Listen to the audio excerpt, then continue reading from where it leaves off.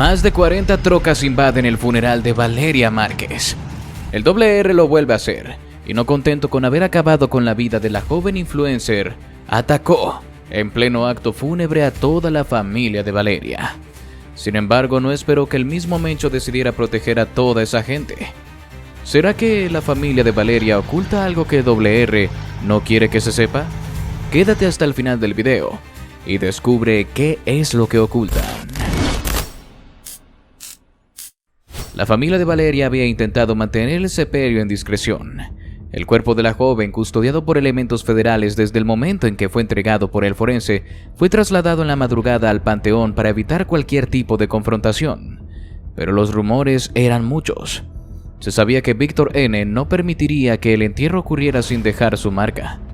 Había sido él quien la sedujo, la usó y finalmente la mandó a ejecutar. Pero también era conocido por su carácter retorcido. Tenía que aparecer aunque fuera a través del estruendo. Lo que nadie sabía, al menos no hasta minutos antes de los hechos, era que por órdenes directas de Nemesio Ceguera Cervantes, alias El Mencho, se había desplegado un cerco de vigilancia encubierta alrededor del panteón. Una veintena de sicarios infiltrados entre civiles o en puntos estratégicos monitoreaban el lugar. La tensión interna entre el Mencho y el WR había crecido al punto de que ya no se trataba de castigos ni advertencias, sino de confrontaciones armadas directas. Y el funeral de Valeria se convirtió en el escenario perfecto para medir fuerzas. Todo comenzó con el sonido grave de los motores. 40 camionetas, Ford Raptor, Cheyenne, Tacoma, modificadas, blindadas, muchas de ellas con torretas improvisadas, comenzaron a ingresar por la avenida principal del cementerio.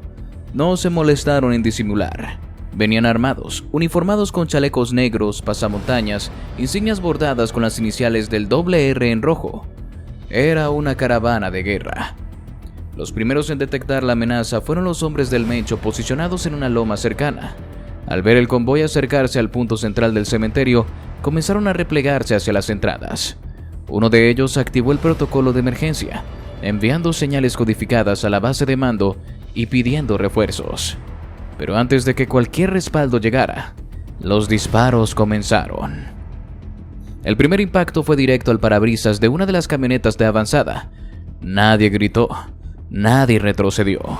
Los hombres del WR descendieron en formación, abriendo fuego con AK-47, AR-15 y fusiles Barrett calibre .50.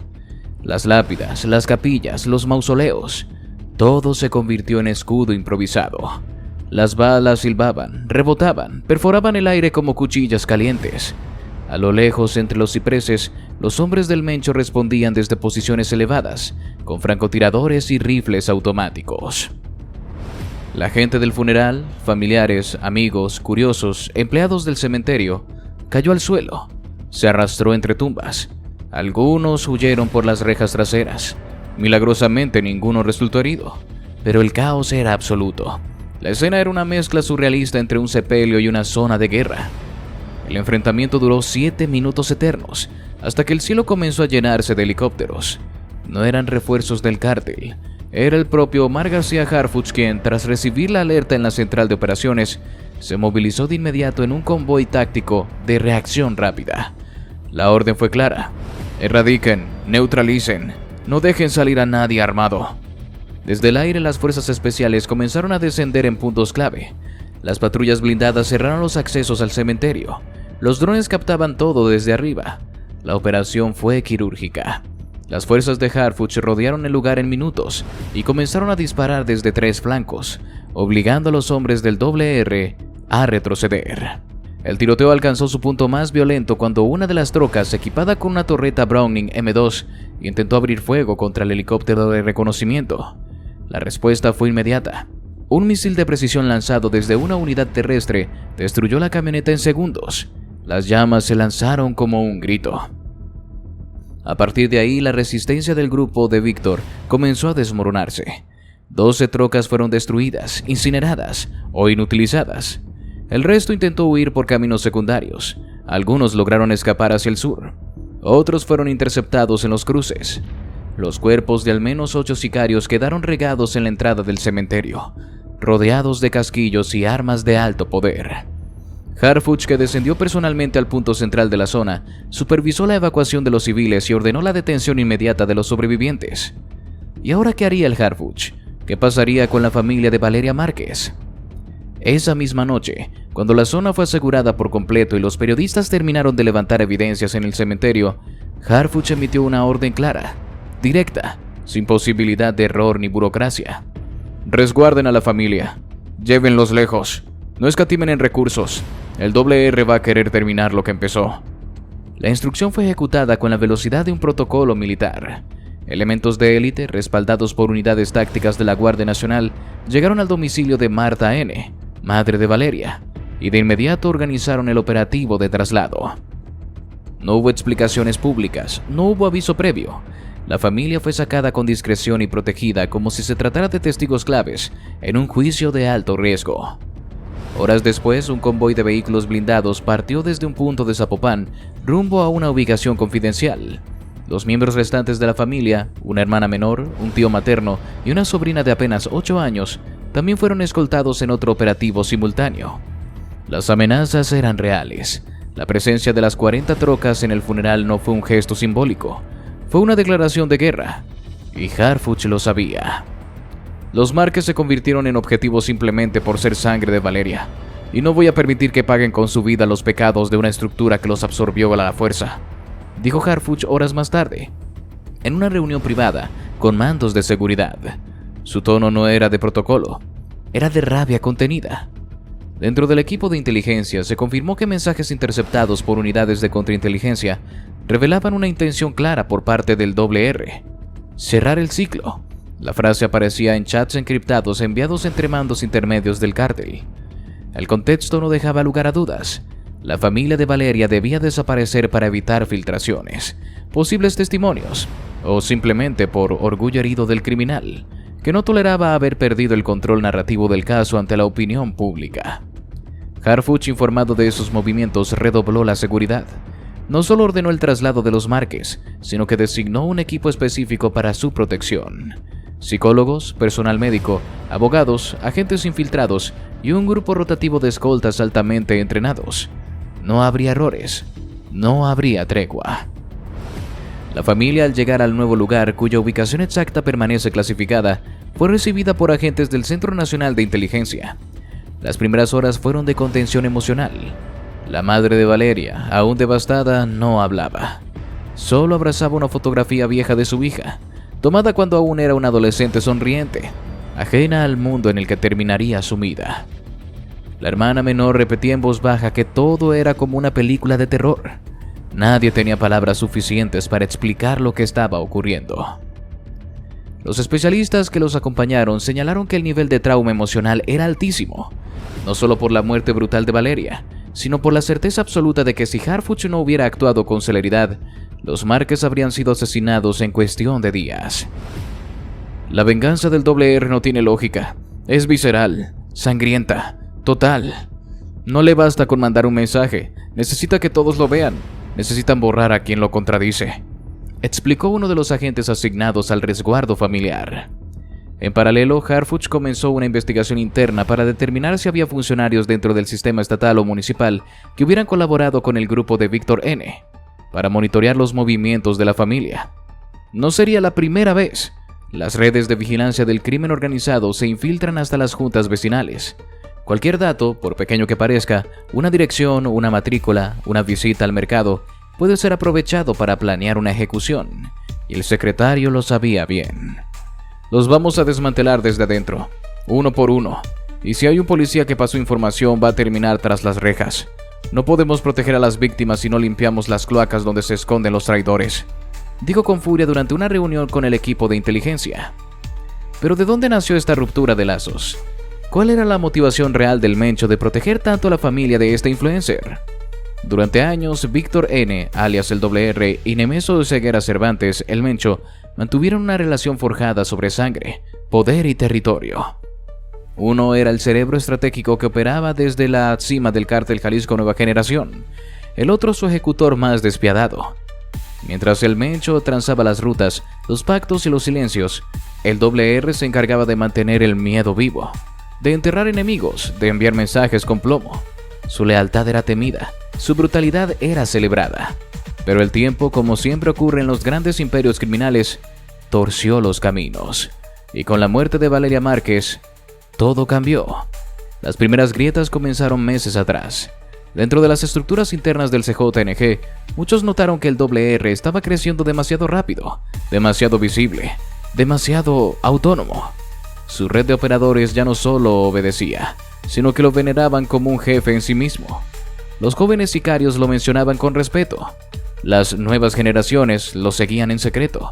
Incluso se decía que estaba comenzando a mover cargamentos y armas sin reportarlos directamente al Mencho. Y eso en el mundo del narcotráfico es una herejía. Pero el quiebre no fue solo cuestión de poder. Fue también personal.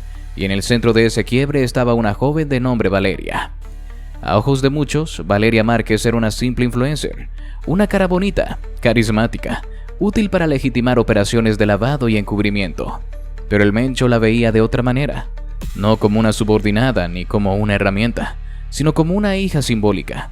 Una figura que en el fondo de su retorcida lógica representaba una parte de su imperio que no estaba manchada de sangre. Fuentes dentro del aparato de inteligencia federal han confirmado que el Mencho conoció a Valeria a través de terceros, cuando ella comenzó a colaborar indirectamente en actividades logísticas a través de su centro de belleza. Él la identificó como una pieza útil, sí, pero también quedó impresionado por su capacidad de mover masas en redes, de construir una narrativa positiva alrededor de una vida que, por dentro, estaba infestada de miedo y complicidad.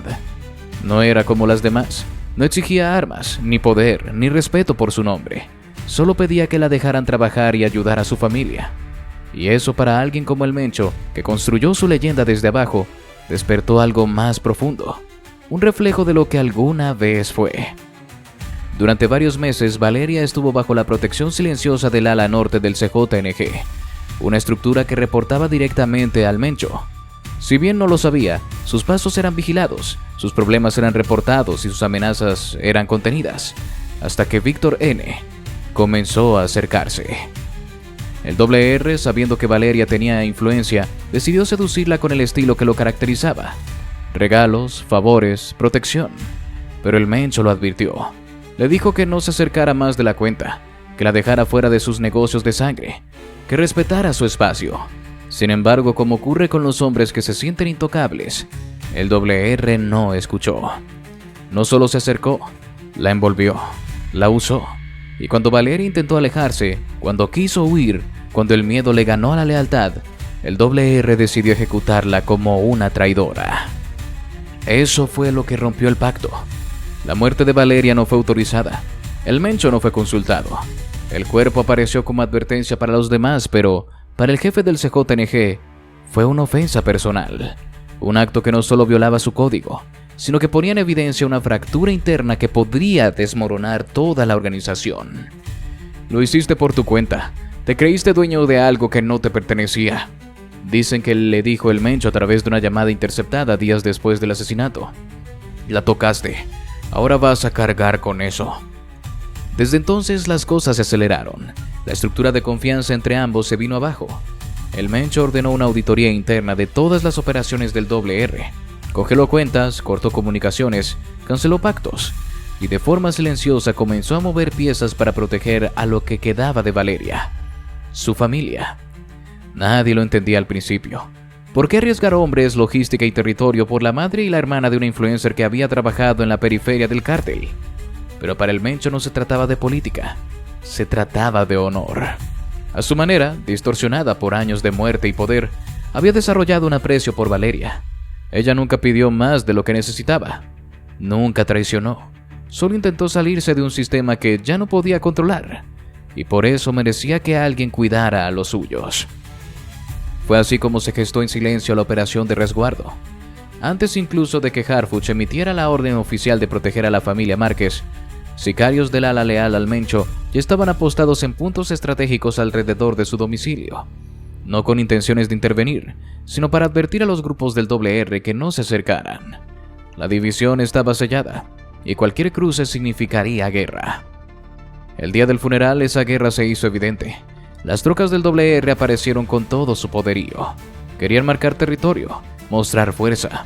Pero el Mencho, sabiendo que la violencia era inevitable, ya había desplegado a sus hombres, no para iniciar un ataque, sino para contenerlo, proteger el espacio, asegurar que la madre de Valeria no muriera en la misma tierra donde su hija fue enterrada.